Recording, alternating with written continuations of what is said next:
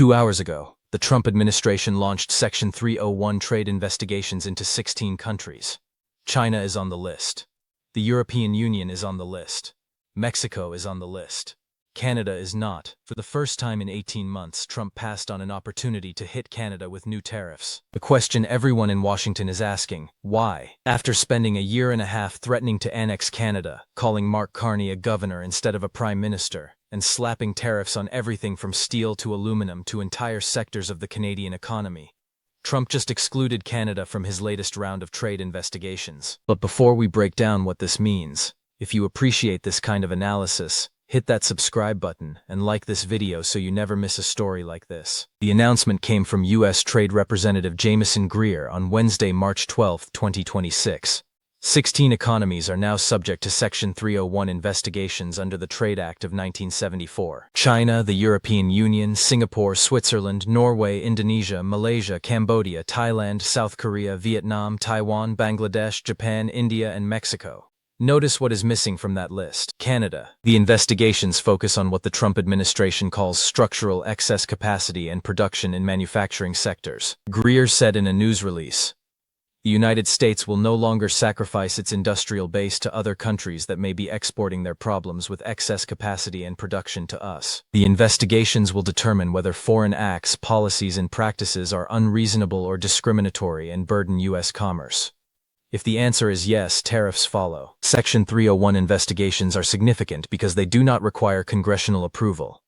The U.S. Trade Representative can impose tariffs unilaterally once an investigation concludes a trading partner employs unfair practices. This is Trump's replacement strategy after the Supreme Court struck down his use of the International Emergency Economic Powers Act on February 20. The court ruled 6-3 that Trump could not use IEEPA for tariffs because the Constitution gives Congress power over taxes. Trump responded with a 10% global tariff using Section 122 of the 1974 Trade Act. But Section 122 tariffs expire after 150 days unless Congress extends them. That deadline is July 24, 2026. Section 301 offers a permanent solution. Here is what makes Canada's exclusion so striking. Mexico is on the list. Mexico is a CUSMA partner, just like Canada. Both trade under the same agreement. Yet Trump targeted Mexico while leaving Canada untouched. The White House has not responded to questions about whether Canada will be included in future investigations. Greer told reporters, "We do expect other Section 301 investigations on a country-specific basis. The door remains open. But for now, Canada is off the hook." Scott Lincecum, Vice President of General Economics at the Cato Institute, explained why it would be difficult for a Section 301 investigation to justify tariffs on Canada. He said in an email, "Given the nature of Canada's goods balance with the U.S., they could be unable to quickly point at a surplus and find the historic overcapacity they need to justify tariffs. Canada's trade surplus with the United States is largely caused by U.S. imports of Canadian oil." Statistics Canada reported Thursday that Canada's merchandise trade surplus with the U.S. was $5.4 billion in January, compared with $5.7 billion in December. Exports to the U.S. fell 3.8% and imports from the U.S. dropped 3.4%. The surplus exists because America buys massive amounts of Canadian energy. That is not overcapacity. That is dependency. Section 301 investigations target countries that produce more than they consume domestically, flooding markets with cheap goods that undercut U.S. manufacturers. China is the textbook example. China produces steel, solar panels, electric vehicles far beyond domestic demand, then dumps the surplus at prices U.S. companies cannot match. That is structural overcapacity. Canada does not fit that profile. Canada exports oil because the United States needs it. Canada exports lumber because American homebuilders demand it. Canada exports auto parts because American factories depend on integrated North American supply chains. None of that qualifies as unfair overcapacity. So why was Canada excluded? There are 3 possible explanations. First, Trump may finally be backing down. 18 months of escalation produced catastrophic results. The Supreme Court struck down his IEEPA tariffs. The House voted 219-211 to terminate his Canada emergency powers, with 6 Republicans defecting. The S&P 500 lost over $4 trillion in 3 weeks. Canadian tourists stopped coming, costing the economy $4.5 billion. Michigan Republicans are panicking because Trump's Canada obsession threatens their 2026 midterms. Trump threatened to block the Gordie Howe Bridge, sparking immediate political backlash. Maybe Trump realized attacking Canada is bad politics, bad economics, and bad law. Second, Trump may believe Canada is already sufficiently damaged. Existing tariffs on steel, aluminum, copper, and certain auto parts remain under Section 232.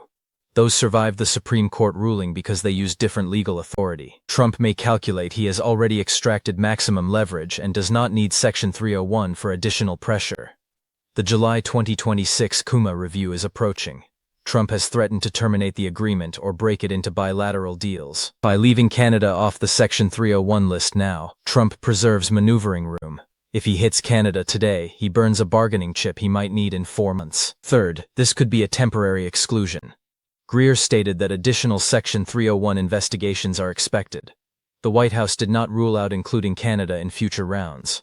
This may be tactical delay rather than strategic retreat. Trump could be waiting to see how Canada behaves before the CUSMA review. If Carney refuses concessions on dairy, digital regulation, or China trade, Trump can add Canada to a subsequent investigation. The door is open. The threat remains. Mark Carney has said nothing publicly about the exclusion. That silence is strategic. Carney knows that celebrating being left off the list would provoke Trump to add Canada out of spite. So Carney stays quiet. Let Washington interpret it however they want. Let analysts debate whether this is retreat, tactics, or oversight. What matters is the outcome. Canada is not on the list. That is a win. Here is what makes this moment so significant. For 18 months, Trump treated Canada like an adversary. He threatened to annex it. He called its prime minister a governor. He slapped tariffs on Canadian steel, aluminum, and lumber. He blocked infrastructure projects that would benefit both countries. He demanded Canada abandon trade talks with China. And through all of it, Carney refused to bend. He signed the China deal anyway. He built trade relationships with India, the EU, and Pacific nations. He redirected energy exports away from U.S. dependence. He activated retaliatory measures that hurt American businesses. He stood in Parliament and said, "Canada does not live because of the United States. Canada thrives because we are Canadian." And now Trump blinked. Not loudly, not publicly, but quietly. In a list of 16 countries, Canada is missing.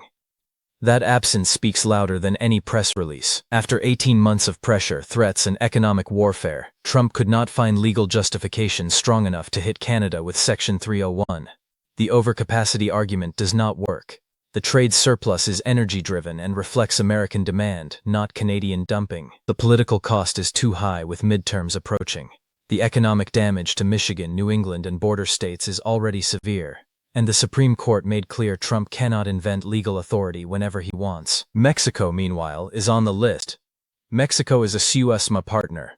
Mexico signed a framework trade agreement with the United States. Yet Mexico faces Section 301 investigation while Canada does not. The message to Mexico City: being a trade partner does not guarantee protection. The message to Ottawa: standing firm works. Carney refused to negotiate under threat. He built alternative markets. He demonstrated Canada could survive American economic pressure.